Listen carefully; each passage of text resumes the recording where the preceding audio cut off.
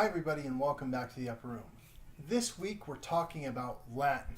Now, why is it that the church has a tendency to use Latin a lot? Well, the truth is that Latin is a sacred language. Before Latin became a dead language, it was spoken widely by lots of people in the streets. The church also spoke Latin, but the church wanted to definitively create their own language of Latin in order to define themselves separately from the general population. And this language was used in the Mass. This is called ecclesiastical Latin. Now, this Latin was used separate because it was not only influenced by the church in some of the words of regular Latin, turned to ecclesiastical Latin, but this same Latin was used periodically throughout the centuries when doing exorcisms.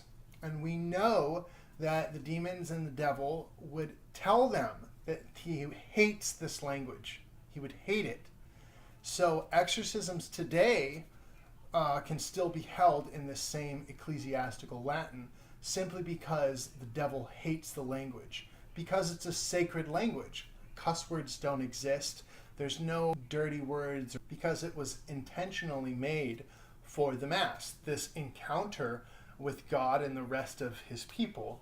During Mass, the priest would say the Mass in ecclesiastical Latin. So we can think of some songs that are in Latin that are timeless. They're still beautiful today. Think of Ave Maria. That is pretty much the Hail Mary prayer in Latin, and it's being sung. So learning a few prayers in Latin can be a powerful defense against the devil, and it can be a powerful way of communication with you and God. It can be a powerful thing to use in order to open up a communication between you and God.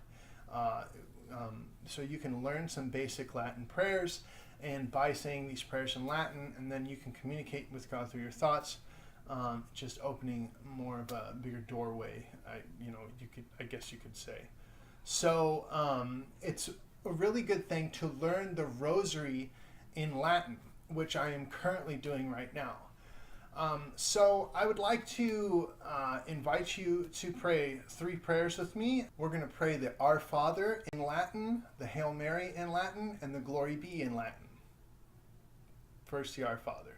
Pater noster, qui es in caeli sanctificetur nomen tuum, et veniet regnum tuum, fiat voluntas tua, sicut in caelo et in terra. Panem nostrum, quotidianum da nobis hodie, et dimitte nobis debita nostra, sicut et nos dimittimus debitoribus nostris, et ne nos inducas in tentationem, sed libera nos a malo. Amen. And now, the Hail Mary. Ave Maria, gratia plena, Dominus tecum, benedicta tua mulieribus et benedictus fructus ventris tui, Iesus. Sancta Maria, Mater Dei, ora pro nobis pectoribus, nunc et in hora mortis nostra. Amen. And now, the Glory Be. Gloria Patri, et Filio, et Spiritui Sancto, Sanctus et in principio, et nunc, et semper, et in saecula saeculorum. Amen. So thanks again for watching The Upper Room. I hope you guys memorized those prayers.